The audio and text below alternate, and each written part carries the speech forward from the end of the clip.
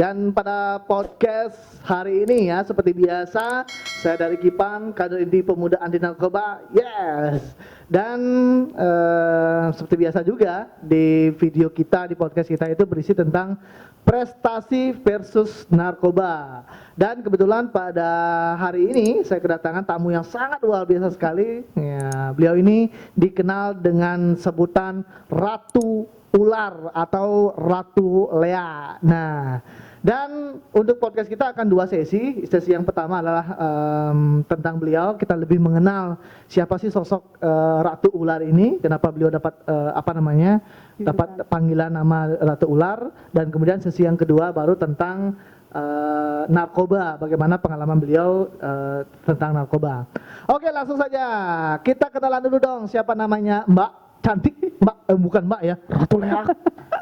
Ya, nama saya sendiri asli Bali, ini Putu Astri Dayanti. Panggilannya? Astrid. Panggilan kerennya? Ratu Ular. Ratu Ular atau Ratu Lea. Dan bagaimana Mbak bisa kok dapat panggilan Ratu Lea itu? Apakah Mbak pernah belajar ngelea atau pernah ketahuan ngelea atau bagaimana? Oh, tidak sama sekali, karena berperan di film Lea sebagai Lea sendiri. Ya. Oh, karena berperan di film ya sebagai Ratu Lea. Itu sejak kapan mulai bermain film? Dari tahun 2008. 2008 sekarang 2020. 12 tahun berarti ya? Iya. 12 tahun. Dan itu memang peran pertama yang didapatkan sebagai Ratu Lea. Sebagai Ratu Rarung. Oh, sebagai Ratu Rarung ya. Di film Rarung. Betul. Dan kemudian berapa film berarti Mbak sudah lakoni dari dulu hingga sekarang ini? Kalau di televisi sih udah 6 film. 6 film ya? Iya, kalau di Dora TV itu televisi Bali. Kalau di bioskop baru 2 film. Baru 2 film. Ya. Film yang pertama itu tentang Lea. Lea. Judulnya? Lea Penangkep. Lea Penangkep. Oh iya, yang kemarin di bioskop ya. Kemarin, iya. Sudah tayang di bioskop. Dan yang kedua ini adalah Lea yang kedua itu lanjutan dari Lea Penangkep, Lea Jimat Dadong. Oh, jimatnya dadong ya. Berarti itu ada hubungannya. Ada kelanjutannya ada dari kelanjutannya Lea berarti. Iya. Dan kemudian dari film pertama dulu. Dari film pertama ini bagaimana kemudian sambutan masyarakat ya? Iya. Contohnya kayak penjualan tiketnya apakah sesuai dengan ekspektasi atau melebihi ekspektasi? Nah, itu bagaimana? Sangat melebihi ya. Itu terbukti dengan adanya Lea kedua. Iya, itu karena gimana ya, antusias masyarakat juga banyak yang ya ada komen, kita kan banyak suka dukanya juga, ada komen yang bagus, ada komen yang kasih saran dan kritik juga, betul, untuk membangun karya kita juga gitu. Betul. Dari Lea yang pertama, Lea Penangkepnya itu berapa tiket terjual? 15.000. 15.000 dengan target awalnya berapa? 10.000. Waduh, lebih dong lagi 50% ya. Ya, kita bagi-bagi. Siap. Dan ada cerita menarik nggak ketika pengambilan film Lea Penangkepnya? Mungkin ada cerita-cerita seru gitu. Kejadiannya sih di villa, kan kita di Villa Sembuk di Abian Semal itu. Karena villa itu 10 tahun tidak ditempati. Wow. Itu ada yang support, punya villa itu mensupport kita di sini, di sanalah tempat ada syuting kita itu. Di sana banyak ya terjadi penampakan dibilang, tapi saya nggak pernah lihat. Yang lihat adalah kru-kru yang lain. Ya, yang lihat itu kru-krunya, kameramen, fotografer gitu. Ada yang pernah kesurupan? Ada. Banyak Itu salah satu kru gitu, pokoknya banyak. Apa penyebabnya kira-kira kesurupannya? Mungkin karena karena terlalu menghayati. Terlalu menghayati ya berarti ya, atau mungkin kekurangan sesajen mungkin.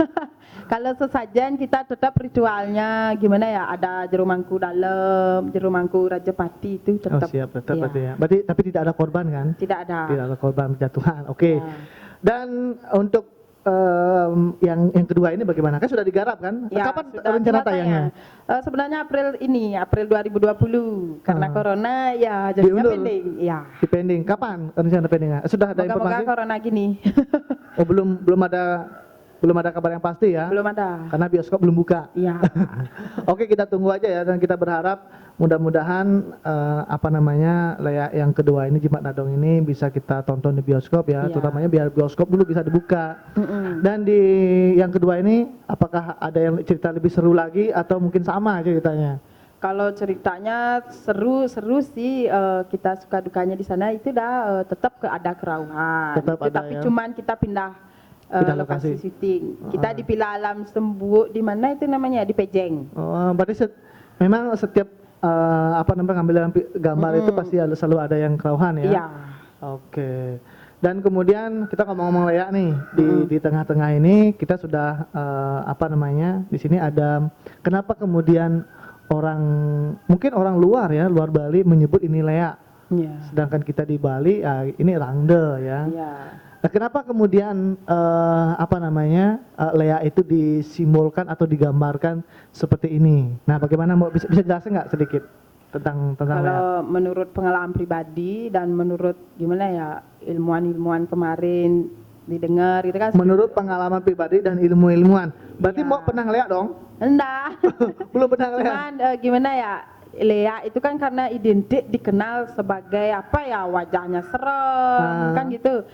Itu sebenarnya Lea itu kan adalah ilmu pengetahuan. Ilmu pengetahuan. Iya, dibilang linggih aksara. Linggih aksara. Linggih itu apa? Linggih itu tempat Tempat, aksara itu pengetahuan. Ya. pengetahuan. Berarti tempatnya pengetahuan Iya. ya. Dan budaya kita ini termasuk kan Lea itu budaya Bali. Ya betul. Ya, identiknya ini kenapa disimbolkan seperti beliau, seperti Rangde nih, aeng gitu. Matanya melotot, lidahnya menjulur itu. Intinya kalau kita manusia sendiri seumpamanya marah kan matanya melotot, nggak ada matanya apa? Merem. Ya. Saya marah. Pasti kalau marah kan melotot, semua Iya. keluar gitu istilahnya, energi kita semua keluar. Itulah identik disimbolkan seperti itu. Kalau kita seumpamanya senyum atau gimana-mana, kita kan happy itu pasti cantik, ganteng gitu. Betul. Istilahnya ilmu tersebut kalau keluar amarahnya ya ke negatif lah gitu. Iya, berarti ini adalah manifestasi dari Dewi Durga Iya. ketika Dewi Durga marah. Lagi Padahal marah. sebenarnya Dewi Durga cantik ya. Cantik aslinya gitu. Kan makanya Dewi Durga itu disimbolkan dua. Pas lagi cantik itu kan Dewi Laksmi. Iya. Iya, kalau pas lagi murka Mahakali. Mahakali. Iya. Oh, oke. Berarti Mbak memang belum pernah belajar ilmu Lea berarti ya? Belum pernah. Belum pernah ngelea Belum berarti ya? pernah. Cuma di film aja ngelea ya? Iya. Dari sanalah jadinya kita mengetahui gitu. Tapi kan Mbak ini tinggal di Marga nih, di depan apa namanya? Kuburan. Di depan Monumen. ya monumen perjuangan I Gusti Ngurah Rai Iya. ya.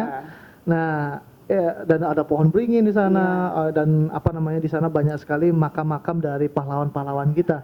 Nah, dan Mbak tepat rumahnya di depan kuburan itu Iya. ya. Mbak pernah nggak melihat Lea kemudian atau Anggap dari kecil sampai sekarang itu belum pernah. Sama sekali belum pernah? Iya, cuman itu dengar-dengar dari orang-orang yang pernah melihat di sana gitu. Ada dibilang kalau sebenarnya sih semua baik kan gitu kalau kita baik menjaga lingkungan juga. Ini contohnya itu ada orang kencing di bawah beringin. Jadinya dia melihat sosok orang besar tinggi hitam itu. Itu kan karena dia yang salah sendiri. Oh, gitu. betul. Dan apa sih tujuan sebenarnya orang belajar ngelea itu? Apa tujuannya? Apakah